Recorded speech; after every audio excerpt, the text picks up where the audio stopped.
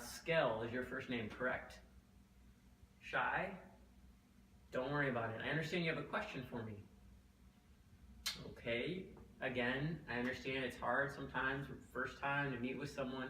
I got some notes from my front desk staff, and I understand you're a 23-year-old healthy male athlete who weight trains about 4 days a week, and you currently supplement with 20 grams of whey protein following your workout, and you're wondering if supplementation of 20 grams of casein protein following weight training will help you increase your muscle mass while keeping all other aspects of your training and nutrition the same. Is that correct? Again, don't worry about it. First thing I would like to let you know is, unfortunately, I cannot give you any specific recommendations or consult you on nutrition because I'm not licensed in the state of Illinois.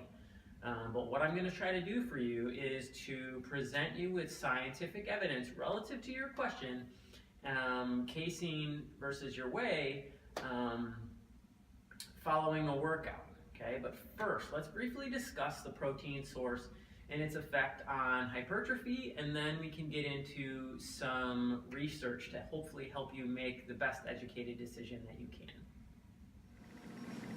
All right, Mr. Skell, I'm going to outline some information for you that you can use to make a decision on what you want to do with your nutrition. All right?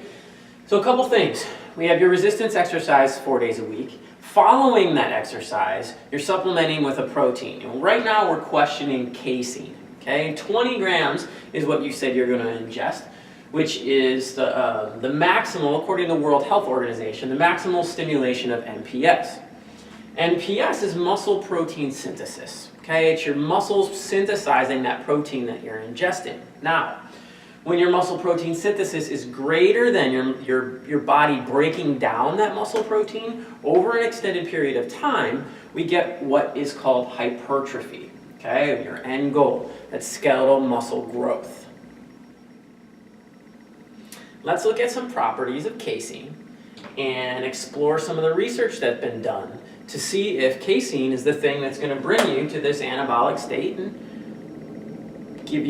allow your body to produce more muscle mass or hypertrophy. Now, the digestive properties of casein versus whey are slightly different. Whey is more soluble, and casein forms these bolus structures in the stomach. Okay, so casein tends to clot in the stomach.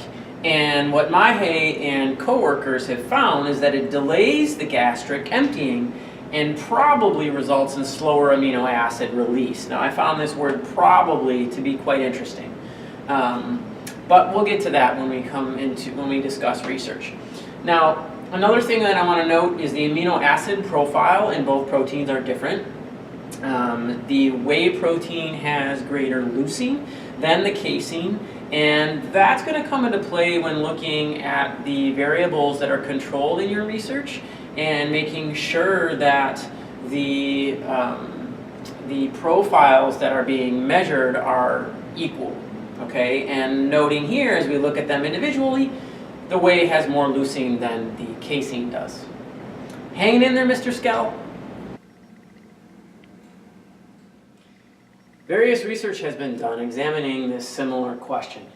Langer and Carlson did a review in 2014. They found not one article that proved casein increased muscle protein synthesis more than whey. Okay? A few articles stood out from there that I want to present to you, mainly because of the timing and the population and the amount of protein supplementation that was used. So the first one is Tipton, Elliott, and Cray, 2004. Okay, they measured 20 grams of casein protein versus 20 grams of whey protein in males and females who are athletic, around 22 years old. And they looked at the response of these proteins 60 minutes following resistance training. Okay, what they found that there was an increase in nitrogen balance, okay, which created this increase in muscle protein synthesis.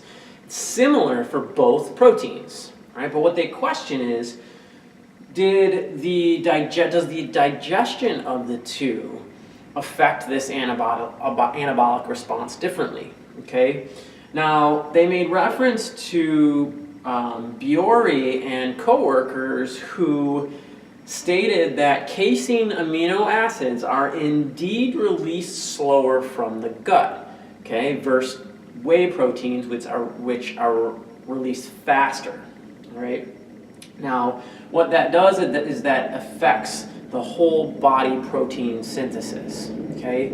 However, what Tipton and others commented on is the difference in these two were the exercise, okay? Biori did not look at post-exercise ingestion, and they did. All right, so that's going to have an effect because they didn't find a difference in timing based on the results of the increased muscle protein synthesis, okay? So exercise has a large component of this. Looking at a second article, Tang and others in 2009 looked at males around 22, 23 years old who were also resistance training, and they compared whey, soy, and casein on muscle protein synthesis. And what they found is all of them increased in, all of them caused increases in muscle protein synthesis both at rest and following exercise. So a couple very interesting articles when trying to decide if we want to use whey or casein in order to build muscle. So Van Loon and Gabala published an article in 2011 looking particularly at post-exercise anabolic response of muscle protein following complete protein intake. Okay? So the variables that they found that must be controlled in research relative to exercise are the type, the intensity, and the duration before the ingestion of the protein. Okay? Another thing they noted was recovery period. What's the recovery period following the exercise before the ingestion of the protein? Okay?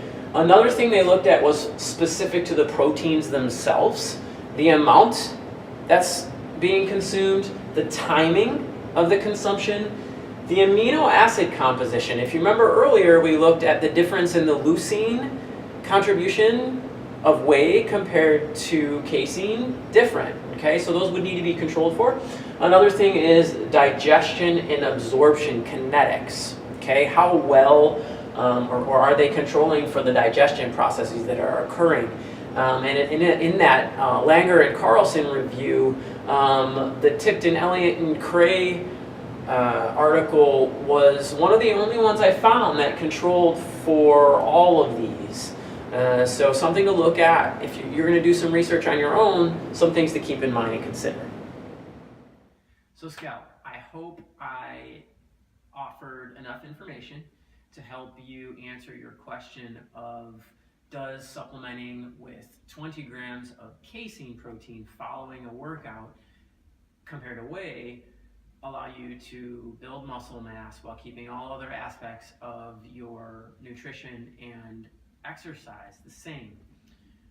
Understand that there are discrepancies in research because of the variables that need to be measured that we discussed, specifically the amino acid composition, the digestion rates, and the exercise parameters. Okay. As I mentioned, there's been research that shows whey and casein are very similar in its muscle protein synthesis rates, and that casein is less than whey. I offer you this information in order to consider all variables and hopefully make a decision that suits your needs and your abilities in the future. So thank you, Mr. Skell, and good luck.